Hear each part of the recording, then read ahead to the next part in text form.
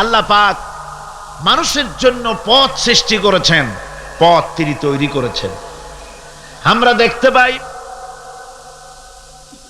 সমুদ্রের ভিতরে নাবিকেরা তারা যখন স্টিমার চালায়, নৌযান যখন চালায়, তখন দিনের বেলায় সূর্যের আলো দিয়া চলে, রাতের আঁধারে যেন পথ না হারায় সেজন্য রব্বুল আলামিন আকাশে তারকা খচিত করে নাবিকদেরকে পথের দিশা দিয়ে দিয়েছেন। আবার তিনি মরুভূমির ভিতরে ধুধু প্রান্তরের মধ্যে নিশানা তৈরি করে মানুষের পথের দিশা দিয়েছেন। যে আল্লাহ রব্বুল আলামিন মানুষের এমনি করে সমুদ্রের মধ্যে, পাহাড়ের ভিতরে, প্রান্তরের মধ্যে পথের দিশা দিয়ে দিয়েছেন, সেই আল্লাহ রব্বুল আলামিন মানুষের জীবনের চলার জন্য আলো প্রদান করেন নাই, পথ প্রদান করেন নাই। এটা কেবলমাত্র বেকুবরাই চিন্তা করতে পারে। কারা চিন্তা করবে এটা? যারা বেকুব, যারা আহমক, ওরাই চিন্তা করতে পারে। আল্লাহ পাক পথ তৈরি করেছেন, আলো জ্বালিয়েছেন। কোরআনে কারিমে রব্বুল আলামিন বলেছেন, قد جاءكم من الله نور وكتاب مبين। আমি আল্লাহর পক্ষ থেকে তোমাদের জন্য এসেছে আলো, আর আমি তোমাদের দিয়েছি স্পষ্ট কিতাব। আমার পক্ষ থেকে যে আলো তোমাদেরকে দান করেছি, সে আলো হচ্ছেন মুহাম্মদুর রাসূলুল্লাহ সাল্লাল্লাহু আলাইহি ওয়াসাল্লাম, তিনি হতেছেন আলো। আর একটা কিতাব দিয়েছি, ওই কিতাবের নাম হচ্ছে কোরআনে কারীম। কোরআন শরীফ দিয়েছে, স্পষ্ট কিতাব। আর আলো দিয়েছি, আলো হচ্ছেন মুহাম্মদুর রাসূলুল্লাহ সাল্লাল্লাহু আলাইহি ওয়াসাল্লাম। হুজুরকে সিরাজাম মুনীরা বলা হয়েছে, একটা উজ্জ্বল প্রদীপ বলা হয়েছে। হুজুর যেমন শানওয়ালা, বরকতওয়ালা নবী, তাকে তো প্রদীপের সাথে নয়, তাকে তুলনা করা দরকার ছিল সূর্যের আলোর সাথে, চাঁদের আলোর সাথে। কিন্তু আল্লাহ রাব্বুল আলামিন সূর্য এবং চাঁদের সাথে তুলনা না করে হুজুরকে তুলনা করেছেন প্রদীপের সাথে। কারণ হচ্ছে সূর্যের আলো যতই প্রখর হোক, সূর্যের আলো যতই প্রচন্ড হোক, এই সূর্য কিয়ামত পর্যন্ত চেষ্টা করে নতুন আরেকটি ছোট্ট সূর্যের জন্ম দিতে পারবে না। চাঁদের আলো যতই সুন্দর হোক, যতই স্নিগ্ধ হোক না কেন, কিয়ামত পর্যন্ত চেষ্টা করে চাঁদ নতুন ছোট্ট একটি চাঁদের জন্ম দিতে পারবে না। অথচ একটা প্রদীপ, এই প্রদীপ থেকে যদি কেউ আলো ধরাতে চায়, আর একটা ধরানো যাবে, 10টা যাবে, 100টা যাবে, সহস্রটা যাবে। যত আলো ধরাতে চায়, একটা প্রদীপ থেকে মানুষ আলো হাজারো হাজারো লাখো লাখো আলো ধরাতে পারে, তাতে ওই প্রদীপের আলো মোটেই কমে যাবে না। ঠিক কিনা বলেন? সুতরাং রাসূল পাক সাল্লাল্লাহু আলাইহি ওয়াসাল্লাম হচ্ছেন জ্ঞানের প্রদীপ। কিসের প্রদীপ? জ্ঞানের প্রদীপ। তার কাছ থেকে, আল্লাহ রাব্বুল আলামিনের কাছ থেকে এসেছে জ্ঞান। সেই জ্ঞান তিনি বিকিরণ করেছেন, বিতরণ করেছেন গোটা বিশ্ববাসীর জন্য। সুতরাং হেদায়েতটা আল্লাহর পক্ষ থেকে পয়গম্বরদের কাছে সরাসরি আসে, অন্যদের কাছে আসে না। এই পৃথিবীতে দার্শনিকরাও নেতা, রাজনৈতিক নেতারাও নেতা।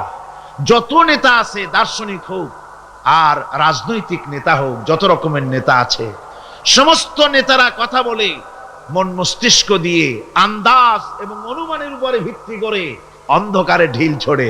আর পয়গম্বরেরা আন্দাজের উপরে ভিত্তি করে, অনুমানের উপরে ভিত্তি করে কোনো কথা বলেন না, অন্ধকারে ঢিল ছোড়েন না।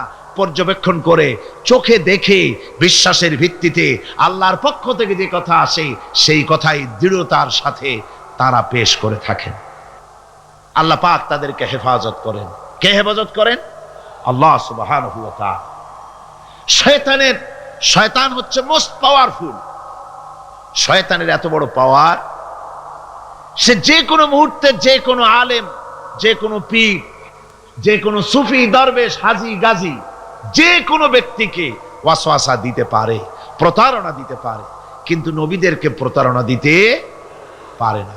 আল্লাহ পাক শয়তানের সব রকমের কুমন্ত্রণা এবং ওয়াসওয়াসা থেকে আল্লাহ পাক নবীদেরকে কি করেছেন? হেফাজত করেছেন। এই পৃথিবীর মানুষের জন্য আল্লাহ রাব্বুল আলামিনের সবচেয়ে বড় ইহসান হচ্ছে যে তিনি আমাদের জন্য নবী দিয়েছেন, হেদায়েত আমাদের দিয়েছেন নবীর মাধ্যমে। আর তাও আবার তিনি নবী দিয়েছেন মানুষের মধ্য থেকে, কোন নবী ফেরেশতাদের মধ্য থেকে দেওয়া হয়নি। নবীর বশরিয়ত সম্পর্কে গত বছরের তাফসীরের মাহফিলে সূরা ফুরকান থেকে আলোচনা করেছিলাম, বোধহয় আপনাদের মনে আছে, মনে আছে না? আল্লাহ পাকের এটা ইহসান যে তিনি নবী বানিয়েছেন সব মানুষদের, ফেরেশতাদের নবী বানান নাই। ফেরেশতা নবী হলে আমাদের জন্য সুবিধা হতো না, কি বলেন ঠিক না? তার কারণ হলো ফেরেশতারা পুরুষও না নারীও না, তারা মানুষের সমস্যা বোঝেন না, তাদের কল নাই, কারখানা নাই, তাদের ক্ষেত খামার নাই, মহিষ গরু নাই, তাদের রাজনীতি নাই, তাদের ইলেকশন নাই, তাদের ভোটাভুটি নাই, তাদের কিছুই নাই। তারা শুধু আল্লাহ পাকের আজ্ঞাবহ বিরাট এক বাহিনী। সুতরাং স্বামী স্ত্রীর মধ্যে যদি কোনো মনোমালিন্যর সৃষ্টি হয় তাহলে তার মীমাংসা করা তাদের পক্ষে সম্ভব না। তারা কি করে জানবে যে স্বামী স্ত্রীর মধ্যে গন্ডগোল হয় কেন, আর তা মিটাই কি করে? কল কারখানা তাদের নাই, তারা শ্রম দেয় না, তারা কল কারখানার মালিকও না। সুতরাং শ্রমিকদের সাথে মালিকের বাধে কেন, আর মেটে কিসে, তাও তাদের বোঝার কথা না। তারা রাজনীতি করে না, তারা ইলেকশন করে না, তারা আল্লাহ পাকের আজ্ঞাবহ বাহিনী। মানুষকে রাজনীতি করতে হয়, সমাজ নিয়ে বাস করতে হয়, সুতরাং রাজনীতি করতে গিয়ে মানুষকে হরতালের ডাক দিতে হয়, ধর্মঘট করতে হয়, ভোটাভুটি করতে হয়, কত কিছু করতে হয়। ফেরেশতা যদি নবী হতো তো মানুষের প্রতি ইহসান হতো না। এই জন্য আল্লাহ রাব্বুল আলামিন মানুষের প্রতি সবচাইতে তিনি হচ্ছেন বড়, তিনি সবচাইতে ইহসানকারী, তিনি মানুষের প্রয়োজন বোঝেন। এই জন্য মানুষের জন্য তিনি যে নবী বানালেন, সমস্ত নবীরাই ছিলেন মানুষ। সমস্ত নবীরাই কি? সবাই জোরে সোরে বলেন, নবীরা কি ছিলেন? আল্লাহ পাক নবী দিয়েছেন, আবার মানুষ সৃষ্টি করে তার হেদায়েতের রাস্তা দেখিয়ে দিয়েছেন। আল্লাহ এমন কিছু সৃষ্টি করেন নাই যার চলার পথ দেন নাই, চলা শিখান নাই। সৃষ্টি করেছেন অথচ চলা শিখান নাই, এমন কিছুই সৃষ্টি করেন নাই। যেমন আল্লাহ রাব্বুল আলামিন চোখ সৃষ্টি করেছেন দেখার জন্য, চোখ দেখার কাজ করে, কান শোনার কাজ করে। পাখিকে সৃষ্টি করে ওড়ার মতো ট্রেনিং আল্লাহ রাব্বুল আলামিন দিয়ে দিয়েছেন। মাছকে সাঁতার কাটার ট্রেনিং দিয়ে দিয়েছেন। আপনি দেখুন, আপনার বাড়ির মুরগির ডিমের থেকে বাচ্চা বেরোবার পর আপনি যদি তাকে পানির মধ্যে ছেড়ে দেন, সে চুবনি খেয়ে মরে যাবে। কিন্তু হাঁসের ডিম থেকে বাচ্চা বেরোলে পরে ওই বাচ্চা পানির মধ্যে দিবেন, সাঁতরায়া ডুব খাইয়া যেমনি পারুক কেনারায় চলে আসবে। কে দিল তার সাঁতারের ট্রেনিং? কে দিল? আল্লাহ রাব্বুল আলামিন। সৃষ্টি করেন, প্রতিপালন করেন, আর হেদায়েতের রাস্তাও তিনি বলে দেন।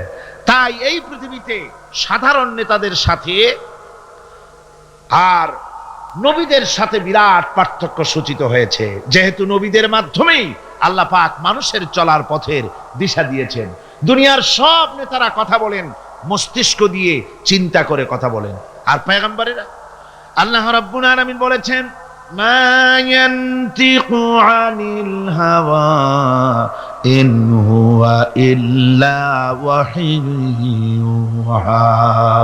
নবী নফসকে অনুসরণ করে, প্রবৃত্তিকে অনুসরণ করে নবীজি কোনো কথা বলেন না। আমার নবী যেটা বলেন সেটা হলো ওহী। আমি যা তাকে বলতে বলি নবীজি তাই বলেন, আমার কথাই বলেন। আল্লাহ পাক গ্যারান্টি দিতেছেন, এই যে কোরআন, এই কোরআনে কারীমের ভিতরে আমার নবী যদি নিজের থেকে বানিয়ে কোনো কথা বলতেন, ওয়ালা মুতাকাওয়ালা আলাইনা বাদাল আকাবিল, নবী যদি নিজের থেকে কোন কথা যদি রচনা করে কোরআনের মধ্যে ঢুকিয়ে দিতেন, তাহলে আমি আল্লাহ রাব্বুল আলামিন নবীজির হাতকে চেপে ধরতাম, আমি তার ডান হাতকে চেপে ধরতাম, আর তার কণ্ঠনালীকে আমি আল্লাহ রাব্বুল আলামিন কেটে ফেলে দিতাম। সুবহানাল্লাহ পড়ে। নবী যা বলেন, নবীরা যা বলেন, সব কার কথা? আল্লাহ সুবহানাহু ওয়া তাআলার কথা। তাই নবীদের কাছে যত ইলম এসেছে, সমস্ত ইলম কার?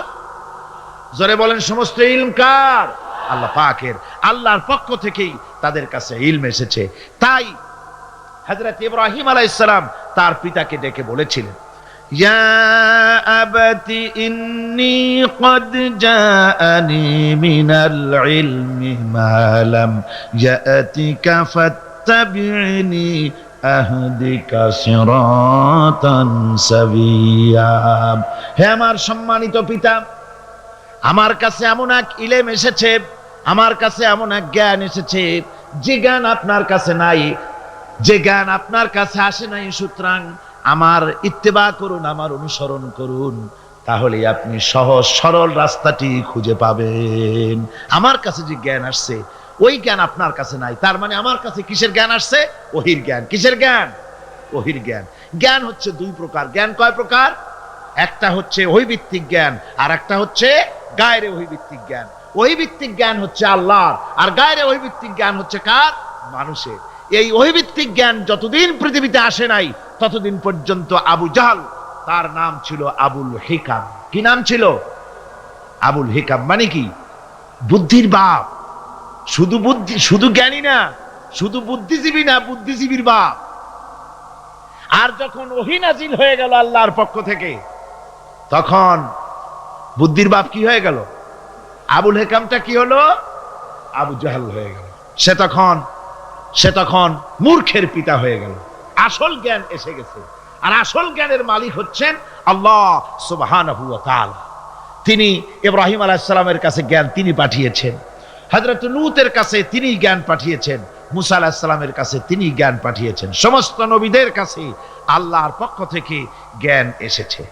আর আল্লাহ রাব্বুল আলামিন কোন জাতকে মাহরুম করেন নাই। সমস্ত জাতির কাছে ওয়ালি কুল্লি উম্মতির রাসূল, প্রত্যেক জাতির জন্য আল্লাহ পাক রাসূল প্রেরণ করেছেন। সুবহানাল্লাহ পড়ে। ওয়ালাকাদ বাআসনা ফি কুল্লি উম্মাতির রাসূলা আন ইবুদুল্লাহ ওয়াজতানিবুত তাগুত। আমি প্রত্যেক জাতির জন্য, প্রত্যেক উম্মতের জন্য আমি রাসূল প্রেরণ করেছি, যাতে করে কোন জাতি বলতে না পারে যে আমরা সতর্ককারী আমাদের কাছে আসে নাই, তাওহীদের কথা বলতে কেউ আসে নাই। আল্লাহ রাব্বুল আলামিন তাই প্রত্যেক জাতির জন্য বলেন আমি নবী পাঠিয়েছি।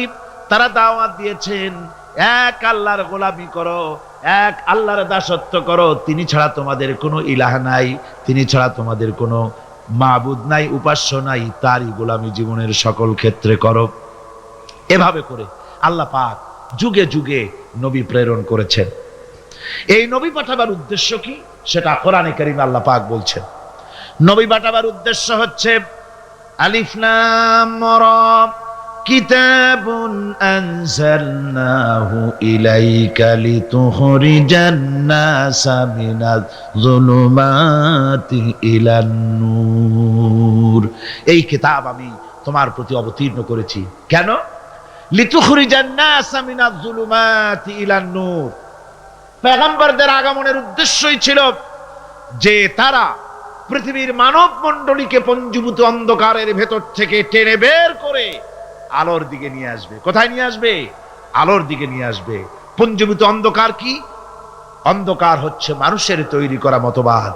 মানুষ যত মতবাদ তৈরি করেছে সবগুলি কি? অন্ধকার। একমাত্র ইসলাম হচ্ছে আলো। সেই আলোর দিকে, হেদায়েতের দিকে, কোরআনের দিকেই আল্লাহ রাব্বুল আলামিন নবীদেরকে পাঠিয়েছেন। এই নবুয়তের সিলসিলা শুরু হলো হযরতে সাইয়েদনা আদম আলাইহিস সালাম থেকে, আর শেষ হলো গিয়ে মুহাম্মদুর রাসূলুল্লাহ সাল্লাল্লাহু আলাইহি ওয়াসাল্লাম। রাসূল পাক সাল্লাল্লাহু আলাইহি ওয়াসাল্লামকে আল্লাহ রাব্বুল আলামিন তাকে বিশ্ব নেতা বানিয়ে দিলেন। কি নেতা বানালেন?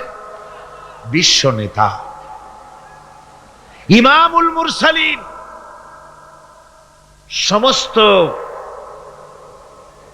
রাসূলদের নেতা তিনি। রাসূল পাক সাল্লাল্লাহু আলাইহি ওয়াসাল্লাম বিশ্ব নেতা। আর বিশ্ব নেতা হওয়ার মতো সব কোয়ালিটি আল্লাহ পাক একমাত্র রাসূলকে দান করেছেন। আর কারো মধ্যে বিশ্ব নেতা হওয়ার কোয়ালিটি নাই। আছে? জোরে বলেন আছে? বিশ্ব নেতা হওয়ার জন্য প্রথম যে কোয়ালিটি হওয়া দরকার সেটা হলো তিনি যে কথা বলবেন তা কোনো বিশেষ জাতির জন্য, বিশেষ কোনো বর্ণ, কোন শ্রেণীর কল্যাণের জন্য কথা বলবেন না, তিনি কথা বলবেন বিশ্ব মানবতার জন্য। সুবহানাল্লাহ বিহামদিহি। আপনারা আমাকে বলেন, পৃথিবীতে এমন কোন নেতা আছে যে নেতা কথা বলেছেন পৃথিবীর সব মানুষের জন্য? দুনিয়ায় যত নেতা এসেছেন সমস্ত নেতারাই যার যার জাতির কথা বলেছেন, ভাষার কথা বলেছেন, নিজের দেশের কথা বলেছেন, বিশ্ব মানবতার কথা কেবলমাত্র বলেছেন মুহাম্মদ রাসূলুল্লাহ সাল্লাল্লাহু আলাইহি ওয়াসাল্লাম। আল্লাহর নবী বলেছেন, সাদা এবং কালো, আরব এবং অনারব, মানুষের মাঝে কোনো ভেদাভেদ নাই। আরবের উপরে অনারবের কোনো প্রাধান্য নাই, অনারবের উপরে আরবের কোনো প্রাধান্য নাই। সৈয়দ বংশের বলে, শিক্ষার গৌরব, বংশের গৌরব বলে কোনো জিনিস থাকবে না। মুসলমানদের একমাত্র দুনিয়ার ভিতরে আল্লাহর কাছে সম্মানিত সেই ব্যক্তি, ইন্না আকরামাকুম ইনদাল্লাহি আতকাকুম, আল্লাহর কাছে তোমাদের মধ্যে সবচাইতে বেশি মর্যাদা তার যে ব্যক্তি তোমাদের মধ্যে আল্লাহ পাককে সবচাইতে বেশি ভয় করে। সাদা এবং কালোর ব্যবধান দূর করলেন মুহাম্মদ রাসূলুল্লাহ, জোরে বলেন সাল্লাল্লাহু আলাইহি ওয়াসাল্লাম। মানুষে মানুষে ভেদাভেদ দূর করে দিয়ে সমস্ত মানুষকে একটা প্ল্যাটফর্মে তিনি দাঁড় করিয়েছেন। বিশ্ব নেতা হবেন তিনি যার আদর্শ সারা দুনিয়ার মানুষের জন্য প্রযোজ্য। বলুন, পৃথিবীর কোন নেতা, কোন ব্যক্তি তার আদর্শ দুনিয়ার সমস্ত মানুষের জন্য গ্রহণযোগ্য হতে পারে এমন আদর্শ কেউ দেখাতে পেরেছে? কেউ পারেনি।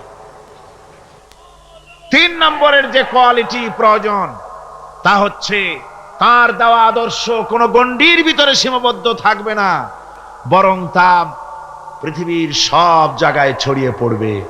এ ব্যাপারে রাসূলের আদর্শই সারা পৃথিবীতে ছড়িয়ে পড়েছে, আর কোথাও না, আর কারণ।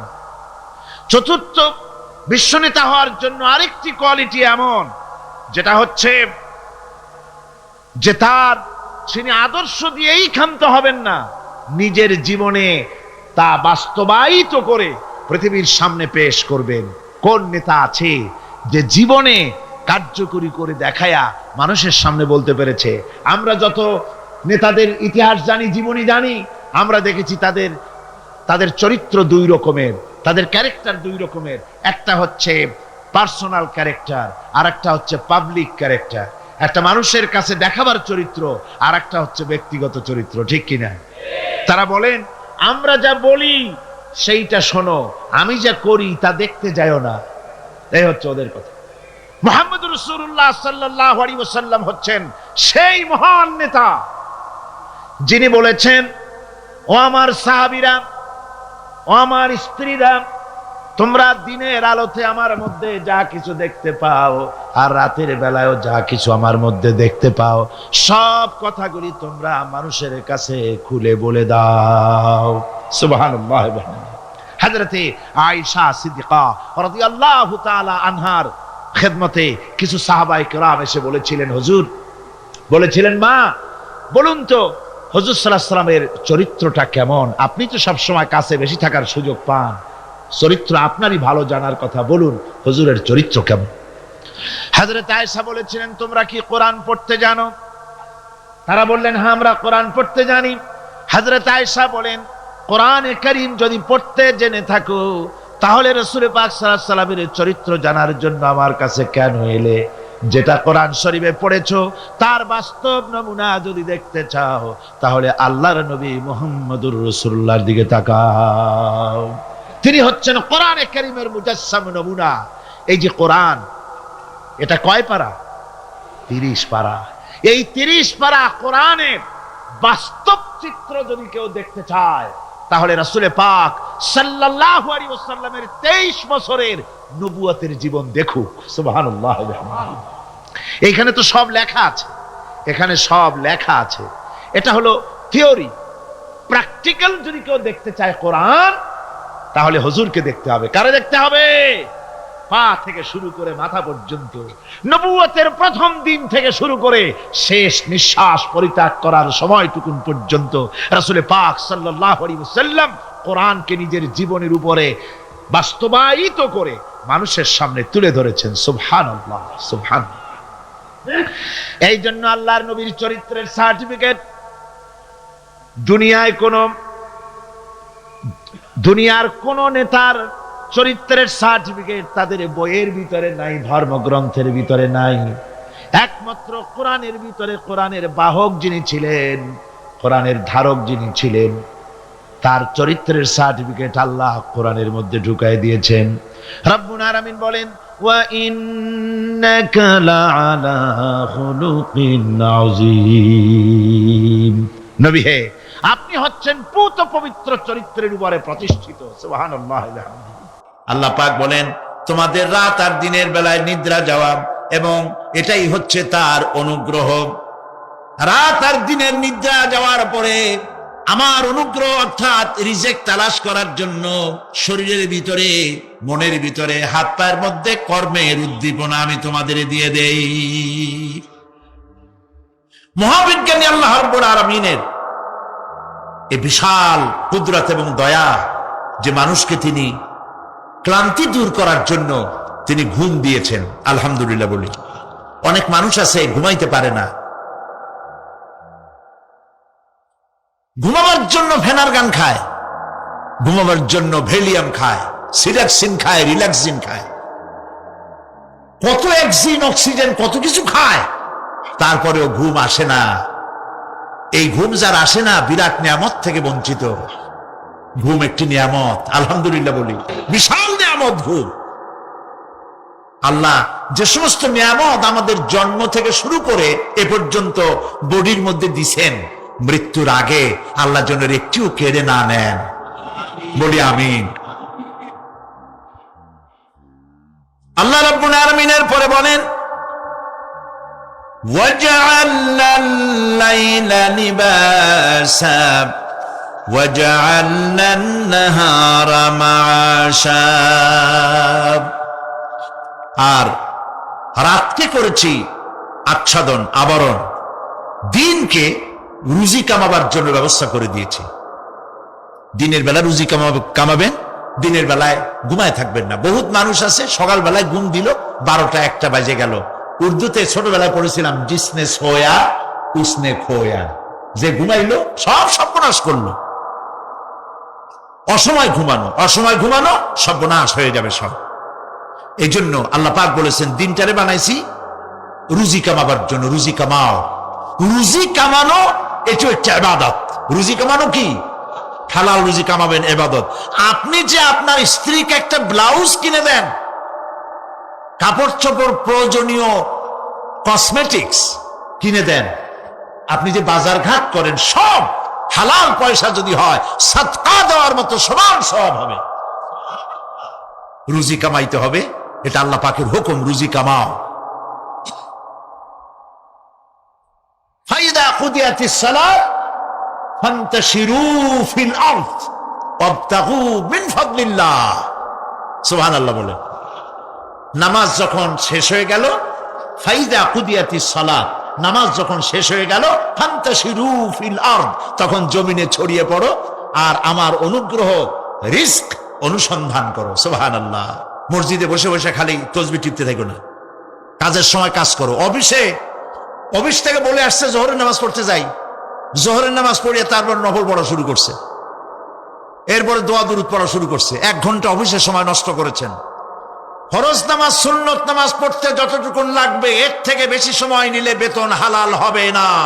আপনি মিথ্যা কথা বলে, মিথ্যা ছুটি নিয়ে দিনের কাজ করতে পারেন না। আপনার রুজি হালাল হইতে হবে। আপনার নফল নামাজ পড়া দরকার, রাত পড়ে আছে, রাতের বেলা গিয়ে জনমের মতো নফল পড়েন, কে নিষেধ করবে? মনে থাকবে কথা। وَجَعَلْنَا نَوْمَكُمْ سُبَاتًا। আর আমি তোমাদের জন্য ঘুমকে করেছি শান্তির বাহন। মানুষের অঙ্গ প্রত্যঙ্গ প্রত্যেকটির কাজ ভিন্ন, প্রকৃতিও ভিন্ন। চোখ দেখে, কান শোনে, জিহ্বা স্বাদ গ্রহণ করে, নাক শোনে, নাক শোখে, মস্তিষ্ক চিন্তা ভাবনা করে। এ হলো প্রকৃতি। আর প্রত্যেকটি অঙ্গ প্রত্যঙ্গের রুচি আলাদা, কর্তব্যের মধ্যে বিরাট বৈষম্য। যেমন চোখ রঙিন, এবং সুন্দর জিনিস দেখতে ভালোবাসে, ঠিক কিনা বলেন? ঠিক কিনা? একটা খারাপ জিনিসের দিক চোখ পড়লেই মানুষ তাড়াতাড়ি চোখ ফিরায় নেয়, ঠিক না? চোখ সুন্দর এবং রঙিন জিনিস দেখতে ভালোবাসে। কান সুমধুর সুর শুনতে ভালোবাসে, উৎসাহ বোধ করে। আর হাত নরম এবং মসৃণ জিনিসে স্পর্শ করতে উৎসাহ বোধ করে। নাক আতরের গন্ধ শুঁকতে ভালো লাগে। আর মন নতুন নতুন রঙিন ভাবনা ভাবতে চেষ্টা করে। বাড়ি বানাবো, বিল্ডিং বানাবো, ইন্ডাস্ট্রি করব, ছেলে বিয়ে দেবো, মেয়ে বিয়ে দেবো, অমুক জায়গায় বিরাট লোকের কাছে। ভাবতে ভাবতে ভাবের সাগরে হারিয়ে যায়। আর ভাবনার ভিতরে খেয়ালে যদি কেউ পোলাও পাকায়, বাস্তবে তা হোক আর না হোক, খেয়ালে মনে মনে যদি কেউ পোলাও পাকায়, তাহলে ঘিয়ের দাম যাই হোক না কেন তাতে কিছু আসা যায় না। মানুষ রঙিন রঙিন ভাবনা ভাবতে খুব মজা পায়। তাহলে আমি কি বুঝাইতে চাইলাম? চোখের কাজ, নাকের কাজ, মুখের কাজ, কানের কাজ, মনের কাজ, প্রত্যেকটি অঙ্গ প্রত্যঙ্গে ভিন্ন ভিন্ন কাজ আছে, ভিন্ন ভিন্ন রুচি আছে। প্রিয় ভাই সব, হযরত ওমর ফারুক রাদিয়াল্লাহু তাআলা আনহু তিনি একবার মসজিদ নববীর মধ্যে দেখলেন ফজরের সময়, জোহরের সময় তিনি দেখলেন ফজরে যাদের দেখলাম এক জায়গায় বসা 5-7টা লোক, জোহরে তো তাদেরই দেখতেছি। আসরের সময় দেখলেন ওইখানে বসা, মাগরিবেও দেখলেন, এশায়ও দেখলেন। এশার নামাজের পর তিনি প্রশ্ন করলেন, তোমরা কারা? বলল যে আমরা হলাম দূরের থেকে আসছি, মসজিদে নববী শ্রেষ্ঠ মসজিদ, এখানে বসে বসে আল্লাহর জিকির আজগার করি। তা আল্লাহর জিকির আজগার করো, নামাজ পড়ো, খাও কি? কাজে কিছু লোক আছে ওরা মেহেরবানি করে রান্না করে আনিয়া আমাদের খাওয়াইয়া যায়। হযরত ওমর ফারুক রাদিয়াল্লাহু তাআলা আনহু বললেন, তাহলে তো তোমার চাইতে, তোমরা যে কয়জন এখানে বসে ইবাদত করো, তোমাদের চাইতে ওই ব্যক্তি অনেক উত্তম যে নিজে রুজি কামাই করে তোমাদের খাওয়ায় যায়। তোমরা তো অলস। শুনে রাখো, নামাজের সময় ছাড়া আগামীকাল এই জায়গায় যদি বসা দেখি, ব্যাট মেরে বের করে দেবো মসজিদ নববী থেকে। ইসলাম কাজের প্রতি উদ্দীপনা দিয়েছে, ইসলাম কাজের ট্রেনিং দিয়েছে। সুবহানাল্লাহ বলে কাজ করো আর খাও। বসে বসে বাপের বোঝা হইও না। আমাদের দেশে বহু পোলাপান আছে বাপের হোটেলে খায় আর মসজিদে গিয়া ঘুমায়। খুব সহজ কাম। কেন এরকম করো বাবাজি? চাকরি পাই না। আচ্ছা চাকরি পাও না, চাকরি তো আমাদের দেশে এক সোনার হরিণ। অথর্ব মন্ত্রীর অথর্ব ভাগ্না চাকরি হয়ে যায়, কিন্তু ফার্স্ট ক্লাস ফার্স্ট হয়েছে এমএতে, চাকরি হয় না। এটা দেশের কপাল, এটা দেশের দুর্ভাগ্য। কিন্তু চাকরি পাও নাই বলে বাপের ঘাড়ের বোঝা হয়ে থাকবা। বউতে তোমার ঘুম দেখা বউ একা একা কানবে, আল্লাহ কোন উল্লুকের সাথে বিয়ে হইল আমার, সারাদিন ঘুমায়। প্রিয় ভাই সব, চাকরি পান নাই তো অসুবিধা কি? আপনি বাসের ড্রাইভার হন, আপনি সিনেমা দান বেছেন, আপনি জমিন চাষ করেন। জমিন চাষ করা লজ্জা। এই পৃথিবীর প্রথম মানুষ আদম আলাইহিস সালাম জমিন চাষ করেছেন। ইদ্রিস আলাইহিস সালাম দর্জিগিরি করেছেন। দাউদ আলাইহিস সালাম কর্মকার হয়ে লোহা দিয়ে অস্ত্র তৈরি করেছেন। নবী করিম সাল্লাল্লাহু আলাইহি ওয়াসাল্লাম ব্যবসা করেছেন। কাজী বেকার যুবকদেরকে বলতে চাই, বাপ আর শ্বশুরের বোঝা হয়ে থাকার মতো লজ্জার জিনিস আর কিছুই নাই। বাপের কামাই খাওয়া লেখাপড়া শেখার পর তোমার জন্য জায়েজ নাই। কাজ করো, কাজের অভাব নাই, হালাল কাজ করো, রুজিতে আল্লাহ বরকত দিয়ে দিবেন। আমার দেশের জমিন এত ভালো, বলার আগেই কোন সুবহানাল্লাহ। সারমার লাগে না, যেখানে সেখানে লাঙ্গল শাবলের দরকার নাই। আঙ্গুল দিয়ে মাটি খুঁচিয়া ঘরের কোনায় আঙ্গুল দিয়ে মাটি খুঁচিয়া কদুর বিচি লাগাই দেন। 3 দিন পরে 2 পাতা, 6 দিন পর লতা, 10 দিন পর ফুল, 2 সপ্তাহের মাথায় কদু। সুবহানাল্লাহ। এই আল্লাহর দেওয়া এত সুন্দর কদু খাইয়া কয়, সাদের লাউ বানাইলো বই রেখে, তো একটু আলহামদুলিল্লাহ কইল না। জমিন উর্বর। ওয়াজাআলা বাইনাকুম মাওয়াদ্দা, আর তোমাদের মধ্যে আল্লাহ পাক ভালোবাসা সৃষ্টি করেছেন। এই কথা বলার এর ব্যাখ্যা কি? ভালোবাসা সৃষ্টি করেছেন এর ব্যাখ্যা এরকম হতে পারে কয়েক রকম। আমি যেটা জেনেছি সেটি হচ্ছে এরকম, ভালোবাসার সৃষ্টি হওয়ার তো কথা ছিল না। এক পর্যায়ে ভালোবাসা থাকবে কোন একটি বিশেষ সময়, বাকি সব সময় ঝগড়া হবে, এটাই হওয়া স্বাভাবিক ছিল। ধরুন মেয়ের বাড়ি চট্টগ্রাম, ছেলের বাড়ি বরিশাল। মেয়ে শুটকি খেতে খুব পছন্দ করে, ছেলের গন্ধও সহ্য করতে পারে না। ছেলে বলে খড়ে জাত দে, আর মেয়ে বলে খড়ে জাত দে, আর ছেলে বলে যে কমে যাও। মানে একজন আর একজনের ভাষার সাথে মিল নাই, কথা ঠিক কিনা বলেন? ভাষার সাথে মিল নাই, রুচির সাথে মিল নাই। একজনের টক পছন্দ করে আর একজনের টক সহ্য করতে পারে না, আর একজনের শুটকি খায় আর একজনের শুটকি পছন্দ করে না। কাজে রুচি আর অভ্যাস ইত্যাদি দিয়ে সারাদিন স্বামী স্ত্রীর মধ্যে ঝগড়া হওয়া স্বাভাবিক ছিল, ঠিক না? আল্লাহ পাক বলেন সেখানে আমি এই স্বামী স্ত্রী যখন হয়ে যায় তখন দুজনের মধ্যে আমি ভালোবাসার সৃষ্টি করে দেই। আর সে ভালোবাসা এমন পর্যায়ে চলে যায়, স্ত্রী তার স্বামীর জন্য জীবন দিতে চায়, স্বামী তার স্ত্রীর জন্য জীবনের সবকিছু উজাড় করে দিতে চায়। ওয়াজআলা বাইনাকুম মাওয়াদ্দা, এরপরে সৃষ্টি করি রাহমান। ওই ভালোবাসা ছিল যৌবন কেন্দ্রিক, বিশেষ এক উদ্দেশ্যকে সামনে রেখে। কিন্তু যখন যৌবনে ভাটি লাগলো তখন ওই উদ্দেশ্য আর থাকলো না। তখন আল্লাহ পাক বলেন এই সময় তো দুজনের মধ্যে রাগারাগি, খেসাখেসি ইত্যাদি হয়, স্বাভাবিক ছিল, কিন্তু তা হইল না। আমি রহমত দিলাম, করুণা দিলাম। এখন বুড়ারে ছাড়ে বাঁচে না, আর বুড়াও বুড়িরই ছাড়া বাঁচে না। তাও আমরা সুবহানাল্লাহ কব না। এইসব কথা শুনিয়া সুবহানাল্লাহ যদি বলানো লাগে কইয়া কইয়া, তাহলে তো বড় সমস্যার কথা। শুনলেন কি আর বুঝলেন না কি? প্রিয় ভাই সব, আমি বুঝতে পারছি আপনারা বলেন ঠিকই, তবে শুনতে শুনতে মোহমুগ্ধ হয়ে বলার সময় পান না। আলহামদুলিল্লাহ, বলি আলহামদুলিল্লাহ। তো আল্লাহ রাব্বুল আলামিন পরস্পরের মধ্যেই ভালোবাসা সৃষ্টি করলেন। এটি আল্লাহ পাকের আয়াত। এটা আল্লাহ পাকের কি বলুন? আয়াত মানে কি? নিদর্শন। আমার ভাইরা, আমার নিজের জীবনে এক দৃষ্টান্ত আমি প্রায় বলি লোকদেরকে। ছোটবেলায় মাদ্রাসা থেকে বাড়ি ফিরতেছি, তখন গয়নার নৌকা, লঞ্চ নাই, নৌকা। সেই নৌকা বিরাট লম্বা নৌকা, 4-5 জনে দাঁড় বায়, বড় বড় লম্বা লম্বা দাঁড়, ছিপ নৌকা, খুব লম্বা নৌকা। এই নৌকাগুলি প্যাসেঞ্জার বহন করে। স্টেশন আসতে পরে ঢোল পিটায়, মানুষ এসে ওঠে। রাতের বেলায় চলতে হয়, রাতেই এগুলো চলতো বেশি, আজকাল এগুলি আর নাই। সেই নৌকার মাঝখানে থাকতো বাঁশ পোতা, 2 দিকে মানুষ শোবে, নৌকার 2 দিকে মাথা দিয়ে, একদিকে পা দিয়ে শোবে। ছাত্র জীবন, শুয়ে আছে এরকম করে, কিন্তু পা লম্বা করা যায় না। পা লম্বা করলে আর একজনের বুকের উপরে গিয়ে ওঠে। এভাবে করে পা কতক্ষণ গোটো করে রাখা যায়? কিছুক্ষণ পর মনের মধ্যে চিন্তা জাগলো যে আল্লাহ, হাঁটুতে তো ব্যথা করতেছে, এই হাঁটুগুলি যদি নাট বল্টুর মতো মোড়ায় মোড়ায় খোলার সিস্টেম করে দিতে, তাহলে তো এখন কষ্ট হতো না।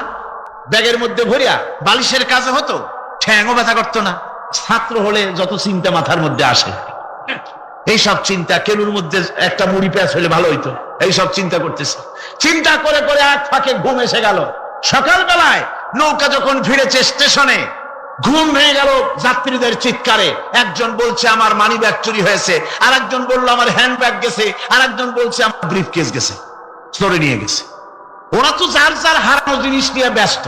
আমি তখন তওবা করতেছি যে আল্লাহ, আমার বুদ্ধিমতো যে বুদ্ধি রাত্রে করলাম, এই বুদ্ধিমতো যদি মানুষের হাতে এবং কেনুতে থাকতো নাট বল্টুর মতো করে মুড়ি পেঁয়াজ দেওয়া, আর ওইগুলি যদি থাকতো ব্রিফকেসের মধ্যে, হ্যান্ড ব্যাগের মধ্যে, তাহলে তো সকালবেলায় শুনতাম কেউ বলতো যে আল্লাহ আমার তো ঠ্যাং চুরি হয়ে গেছে, কেউ বলতো আমার তো হাত চুরি হয়ে গেছে। আল্লাহ আল্লাহ আল্লাহ আল্লাহ, আল্লাহু আকবার।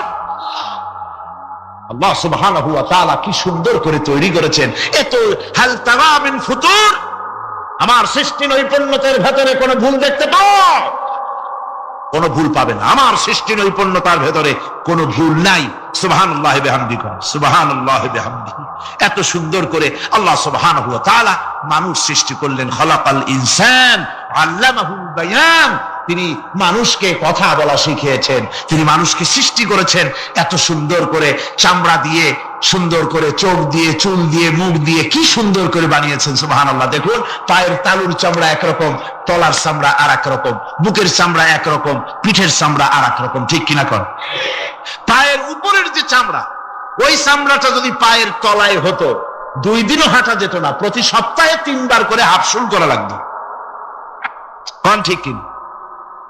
আল্লাহ সুবহানাহু ওয়া তাআলা যেখানে যেটা দরকার তাই দিয়েছেন। আর ওরা বলে কি, কয় যে আল্লাহ নাই, দেয়ার ইজ নো গড। ছাগল কোথাকার। গ্যাগারিন বলেছে, ইউরি গ্যাগারিন প্রথম মহাশূন্যচারী, মহাশূন্য পরিভ্রমণ করে এসে বললেন যে মহাশূন্যের লক্ষ লক্ষ মাইল পরিভ্রমণ করে এলাম। মহাশূন্যে হিন্দুরা যাকে ভগবান বলে, খ্রিস্টান যাকে গড বলে, মুসলমানেরা যারা আল্লাহ বলে, এই লক্ষ লক্ষ মাইলের কোন জায়গায় অস্তিত্ব দেখলাম। কিসের আল্লাহ, কিসের গড? নাউযুবিল্লাহি মিন যালিক। কত বড় ছাগল! তুমি দেখ আল্লাহ রে, তুমি তো নিজের শরীরই নিজে দেখো না। আমরা কি আমাদের নিজের শরীরটা দেখি? আয়নার সাহায্য ছাড়া হাতটা কেমন, হিপটা কেমন, ব্যাকটা কেমন, পেছনের উরুটা দেখতে কেমন, আজ পর্যন্ত আয়নার সাহায্য ছাড়া দেখতে পারি নাই। নিজের শরীরটাই দেখতে পারি নাই, আর এই শরীরের স্রষ্টাকে দেখতে চাই। সাহস তো কম না পাগলের।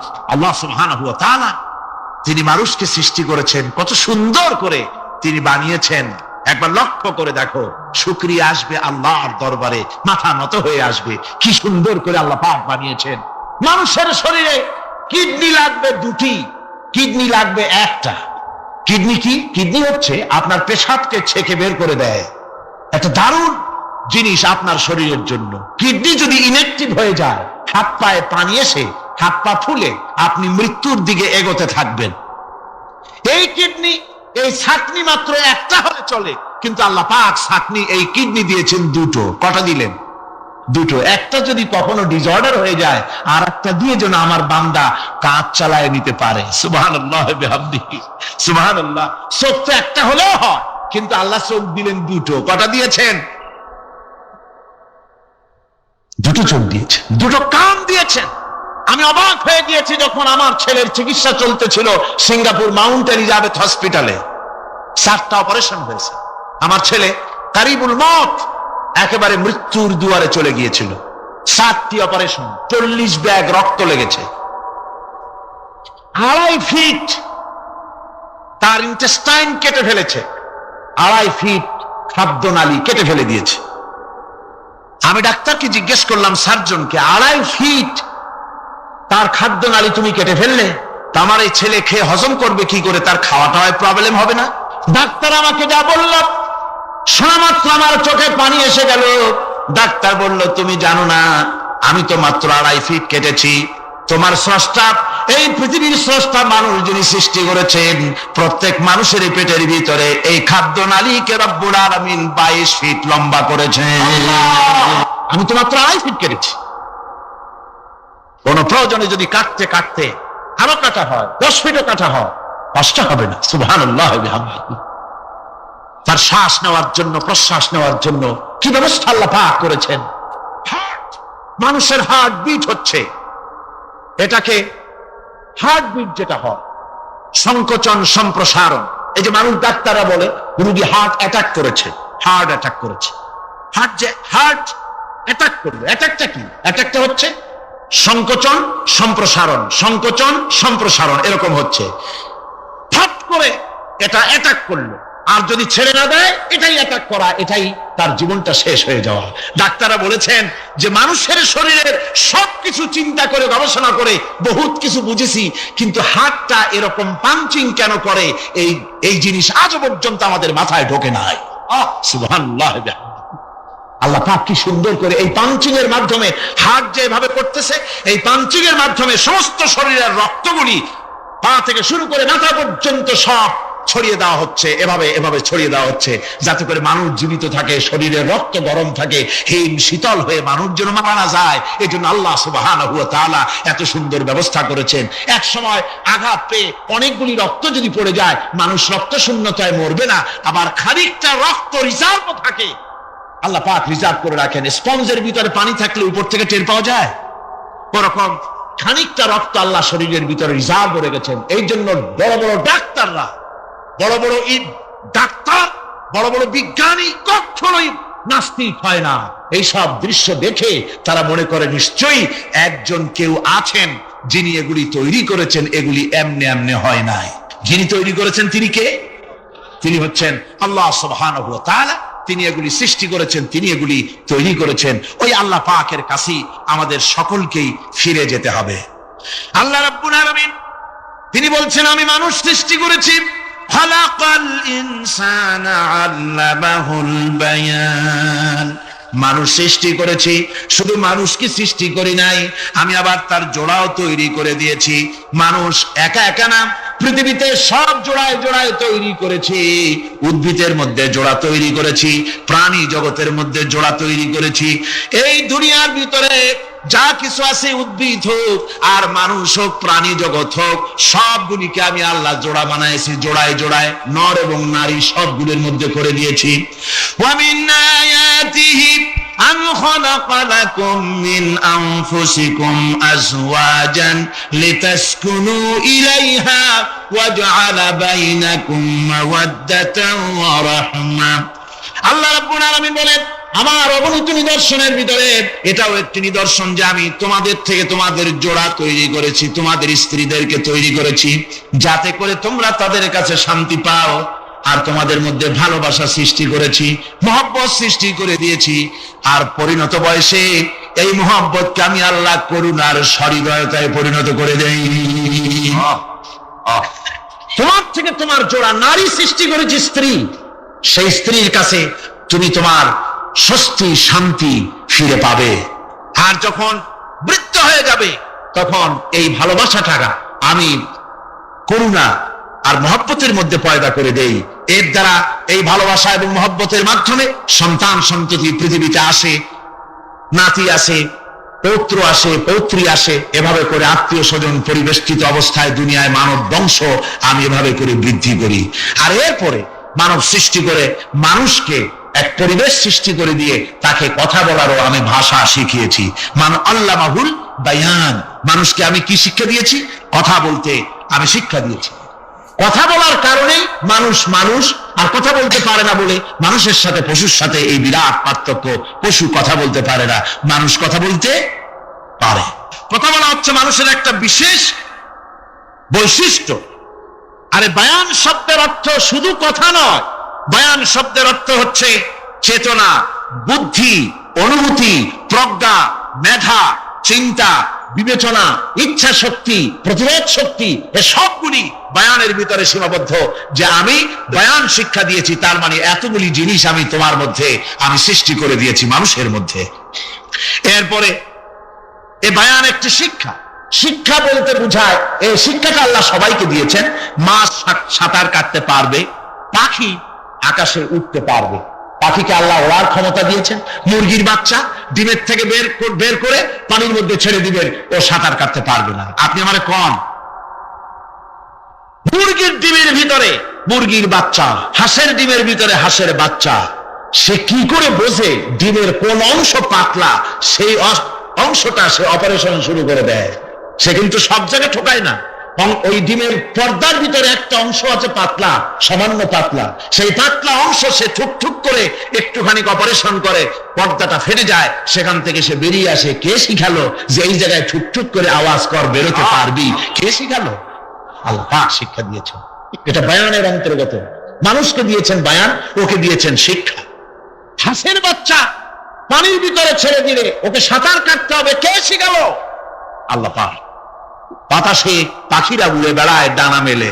আওয়ালাম ইয়ারা ইলা তায়রি সাফাতিন ওয়া ইয়াকবিদনা মা ইউমসিকুহুন্না ইল্লার রহমান। দেখে নাকি তারা পাখিটি কেমন? মেলি দুটি লঘু ডানা, উড়িয়া বেড়ায় শূন্যের পরে নাহি তার কোনো মানা। আবার সে ডানা গুটাইয়া চলে কিন্তু পরে না তবু, বলকে বা তারে শূন্যে রাখিছে ভিন্ন সে এক প্রভু। প্লেনের মতো, এরোপ্লেনের মতো দেখছেন না পাখিগুলি এরকম এরকম করে ওড়ে। আবার কখনো উঠতে গিয়ে আর ডানা দোলায় না, দুটো ডানা শরীরের সাথে মিশাইয়া একেবারে রকেটের মতো উড়ে চলে যায়, কিন্তু পড়ে যায় না। কে তাকে শূন্যের উপরে রেখেছে? জোরে কন, কে রেখেছে? এই ট্রেনিং আল্লাহ পাক তাকে দিয়েছেন, আল্লাহ পাক তাকে এই শিক্ষা দিয়েছেন। এই শিক্ষা, পানিতে সাঁতার কাটবে মাছ, বায়ুতে ভেসে বেড়াবে পাখি, তারপরে মানুষের চোখের পলক পড়বে, পাকস্থলী হজম করবে, এসব শিক্ষা আল্লাহই দিয়েছেন। প্রত্যেকটা জিনিসকে সৃষ্টি করেছেন, আর তার কাজটাও কিভাবে হবে তা আল্লাহ পাক শিখিয়ে দিয়েছেন। এই জন্য শুধুমাত্র এই শিক্ষাটুকুনি নয়, মূল শিক্ষা হচ্ছে আল্লামাহুল বায়ান। এর আসল অর্থ হলো মানুষের জ্ঞানের পূর্ণতার জন্য আল্লাহ পাক বায়ান দিয়েছেন। সে বায়ান হচ্ছে কোরআনে কারীম। সে বায়ান কি? কোরআন। এই কোরআন হচ্ছে মানুষের জ্ঞানের পূর্ণতা। কোরআন দিয়েই মানুষের জ্ঞান পরিপূর্ণ হয়। ওমা উতীতুম মিনাল ইলমি ইল্লা কালিলা, তোমাদেরকে খুব সামান্যতম জ্ঞান দেওয়া হয়েছে। আসল জ্ঞানের মালিক কে? আল্লাহ সুবহানাহু ওয়া তাআলা। আল্লাহ রাব্বুল আলামিন বলেন, আশ-শামসু ওয়াল কমারু বিহুসবান ওয়ান নাজমু ওয়াশ-শাজারু ইয়াসজুদান। সূর্য এবং চন্দ্র একটা বিরাট একটা হিসাবের অনুসরণে বাধ্য। সূর্য আর চন্দ্র একটা হিসাবের অনুসরণে বাধ্য, এর ব্যতিক্রম হওয়ার কোনো উপায় নাই। সূর্য এবং চন্দ্র তার আপন আপন কক্ষপথে ঘুরবে, ইচ্ছে মাফিক সূর্য চন্দ্র ঘুরতে পারবে না। তার সময় সূর্য এসে বলতে পারবে না, বেটার আচ্ছা আমি এখন উদিত হব, পারবে? পারবে না। দিনের দুপুরের সময় রাত এসে মাথা চাড়া দিয়ে জাগাতে পারবে না, দিন সরে যা আমি এখন সবটাকে রাত বানায় দেব, পারবে না। চন্দ্র এবং সূর্য একটা নির্ধারিত একটা হিসাবের অনুসরণে তারা রয়েছে, আর এই হিসাবের নিয়ম, কঠোর হিসাবের নিয়মতান্ত্রিকতার ভেতরে থাকার কারণেই মানুষের জন্য চন্দ্র, মাস, বছর ইত্যাদি গণনা মানুষের জন্য আল্লাহ সহজ করে দিয়েছেন। আল্লাহ পাকের নবীর কাছে জিজ্ঞাসা করা হচ্ছে, ওয়ায়াসআলুনাকা আনিল আহিল্লাহ, নবী আপনাকে প্রশ্ন করা হয় চাঁদ সম্পর্কে। কাফেররা প্রশ্ন করেছে, চাঁদের ক্রমবর্ধমান ক্রমহ্রাস কেন? চাঁদ বাড়ে কেন, কমে কেন? আপনারে জিজ্ঞাসা করা হয়, আপনি জবাবে বলুন, কুল হিয়া মাওয়াকিতু লিন্নাস, বলুন এ চাঁদ হচ্ছে মাস, দিন, বছর গণনা করার জন্য, গোটা পৃথিবীবাসীর জন্য আমি একটা স্থায়ী ক্যালেন্ডার আকাশে ঝুলায় রাখছি। যেরকম সুবহানাল্লাহ, বিনা পয়সার ক্যালেন্ডার কে ঝুলায় রাখছেন? আল্লাহ সুবহানাহু ওয়া তাআলা, তিনি ঝুলিয়ে রেখেছেন এই ক্যালেন্ডারকে। আর এই চন্দ্র সূর্য নিজের ইচ্ছা মাফিক চলতে পারে না। আল্লাহ পাক কোরআনে কারিমে বলেছেন, আফা গায়রা দীনিল্লাহি ইয়াবগুন ওয়া লাহু আসলামা মান ফিস সামাওয়াতি ওয়াল আরদি তাওআন ওয়া কারহা। তোমরা কি আমার দেওয়া জীবন ব্যবস্থা ছেড়ে দিয়ে মানুষের তৈরি করা, অন্যের তৈরি করা মতবাদ গ্রহণ করতে চাও? ওয়ালাহু আসলামা মান ফিস সামাওয়াতি ওয়াল আরদ, অথচ আকাশে যা কিছু আছে, জমিনে যা কিছু আছে, সব আমার কি করছে? আমার হুকুম মেনে, আমার আনুগত্য করে তারা চলছে। আনুগত্যের সামনে মস্তক অবনত করে দিয়েছে। তাই তো আমরা দেখতে পাই তাল গাছে কোনোদিন বেল হয় না। হয়? তাল গাছে বেল হয়? নারকেল গাছে আম হয়? নিম গাছে লিচু হয়? হয় না। আল্লাহর সুন্নতের ভিতরে কোনো পরিবর্তন পাওয়া যাবে না। দেখুন, বঙ্গোপসাগরের পানি মিষ্টি না নোনা? সবাই বলুন, মিষ্টি না নোনা? বঙ্গোপসাগরের নোনা পানি জোয়ারের টানে এই বঙ্গোপসাগরের নোনা পানিগুলি পদ্মা, মেঘনা, যমুনার ভিতরে প্রবেশ করে মিষ্টি পানির ভিতরে। আবার ভাটির টানে পদ্মা, মেঘনা, যমুনার পানিগুলি, মিষ্টি পানিগুলি নোনা পানির মধ্যে গিয়া ঢোকে। মাঝখানে কোনো পার্টিশন নাই।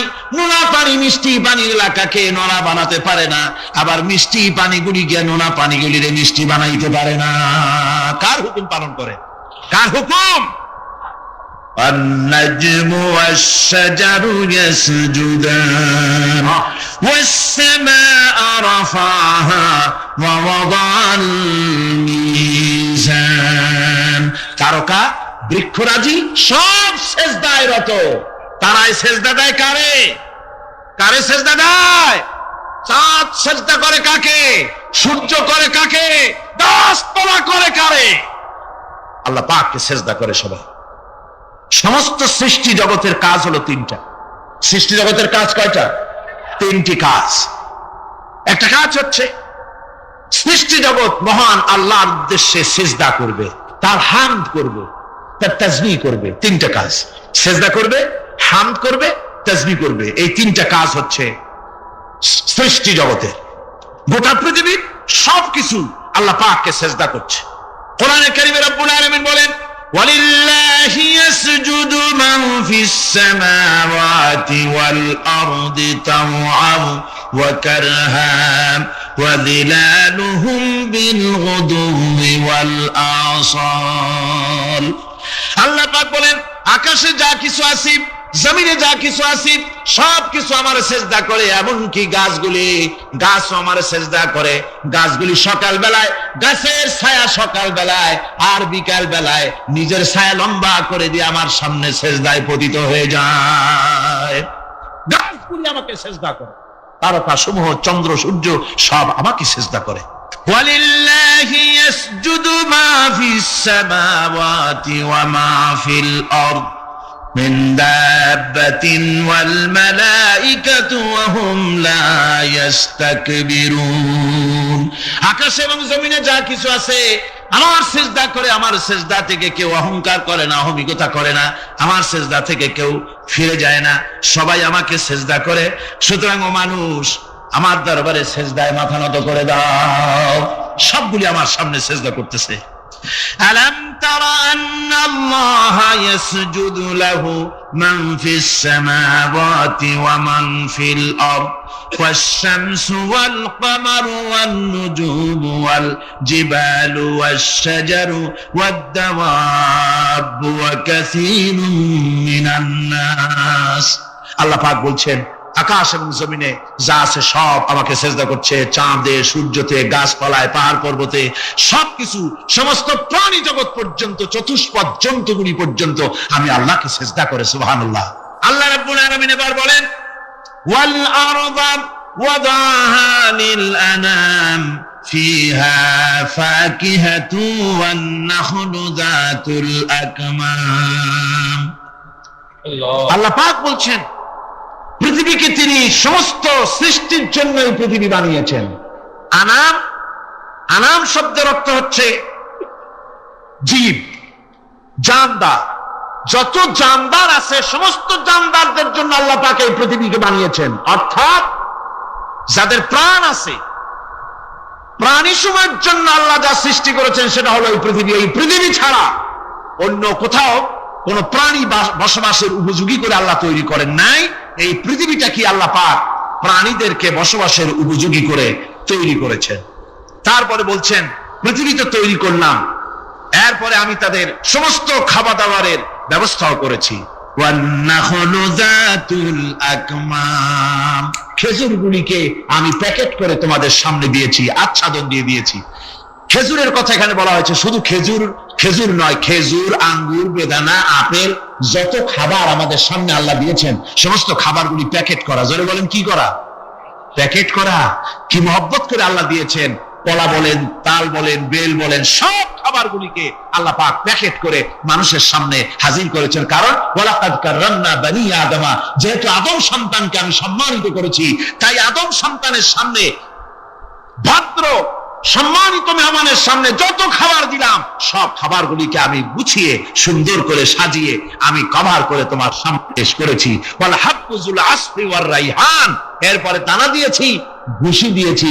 দানা হচ্ছে মানুষের খাবার, ভুসি হচ্ছে পশুর খাবার। এই মানুষের খাবার, পশুর খাবার সবকিছু আমি পরিবেশন করেছি। এরপর আল্লাহ বলছেন, ফাবিআইয়ি আলা রাব্বিকুমা তুকাযযিবান। আল্লাহ পাক বলছেন, কোন নিয়ামতকে, তোমার প্রভুর কোন নিয়ামতকে অস্বীকার করতে পারো? আল্লাহর কোন নিয়ামতকে অস্বীকার করতে পারবে না। এভাবে হাজারো নিয়ামত দিয়ে আমি তোমাদেরকে সমৃদ্ধ করেছি। সূরা আর রহমান একেবারে শেষ পর্যন্ত আল্লাহর এই সমস্ত নিয়ামত দিয়ে ভরা, নিয়ামতের কথা দিয়ে, রহমতের কথা দিয়ে ভরা। যেরকম সুবহানাল্লাহি বিহামদিহি।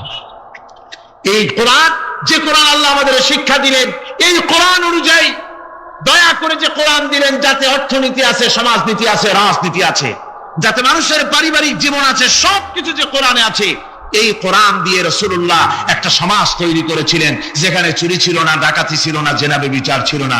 এরকম একটি সমাজ বাংলাদেশে প্রতিষ্ঠিত হোক, এটা কি আপনারা চান? কারা কারা চান? দেখতে চাই।